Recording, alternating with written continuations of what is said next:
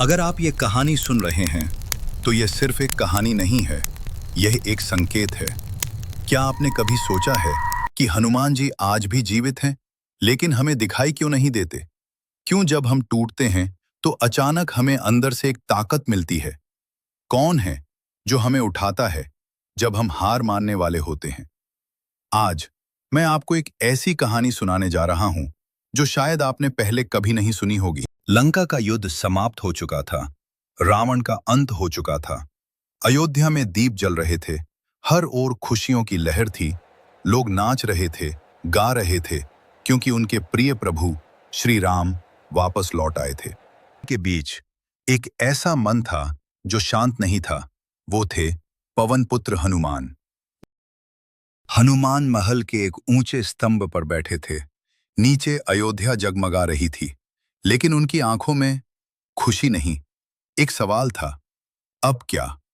प्रभु का कार्य तो पूरा हो गया, तो अब मेरा क्या उद्देश्य है? पूरा अयोध्या सो चुका था। हनुमान अकेले सरयू नदी के किनारे चले गए। चांद की रोशनी पानी पर पड़ रही थी, हवा धीरे धीरे बह रही थी। उन्होंने पानी में देखा और पहली बार उन्होंने अपने अंदर एक खालीपन महसूस किया। अचानक हवा रुक गई, पानी स्थिर हो गया, जैसे समय थम गया हो। हनुमान ने आंखें खोली। उनके सामने एक प्रकाश का द्वार था और उस द्वार से एक आवाज आई, पवन पुत्र। हनुमान ने कहा, आप कौन हैं? आवाज गूंजी, मैं हूं काल। काल ने हनुमान के मस्तक पर हाथ रखा और अचानक हनुमान ने एक अलग दुनिया देखी। एक ऐसी दुनिया जहां लोग थे लेकिन शांति नहीं थी, जहां धन था लेकिन संतोष नहीं था, जहां भीड़ थी लेकिन हर इंसान अकेला था। हनुमान ने पूछा, यहां रावण कहाँ है? काल मुस्कुराया, यहां रावण बाहर नहीं, हर इंसान के अंदर है। काल ने कहा, अब तुम्हारा कार्य बदल गया है, अब तुम्हें लोगों को उनकी शक्ति याद दिलानी है, लेकिन इस बार तुम अदृश्य रहोगे। और फिर हनुमान उस द्वार में प्रवेश कर गए।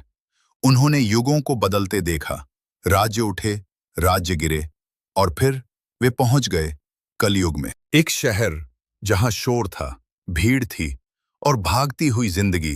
वहां एक लड़का रहता था जिसका नाम था अमन। अमन अंदर से टूट चुका था। नौकरी का दबाव, परिवार की जिम्मेदारी और खुद पर विश्वास खत्म।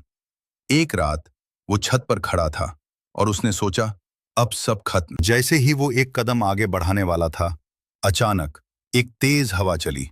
पास की घंटी अपने आप बज उठी और उसके मन में एक आवाज आई, तू हारने के लिए नहीं बना। अमन रुक गया।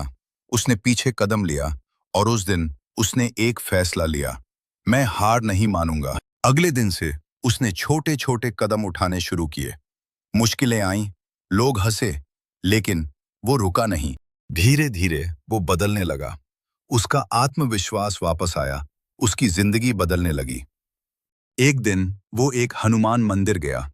उसने आंखें बंद की और पहली बार उसे शांति महसूस हुई। वो नहीं जानता था कि उस समय हनुमान उसके पीछे खड़े थे। और तभी एक हल्की हवा चली, जैसे कोई कह रहा हो, मैं हमेशा तुम्हारे साथ हूं। तो अगली बार जब आपको लगे कि आप हार गए हैं, जब आपको लगे कि अब कुछ नहीं बचा, तो बस एक बार आंखें बंद करना और कहना, जय श्री राम, क्योंकि हनुमान कहीं बाहर नहीं है, वो आपके अंदर हैं, बस जागने का इंतजार कर रहे हैं।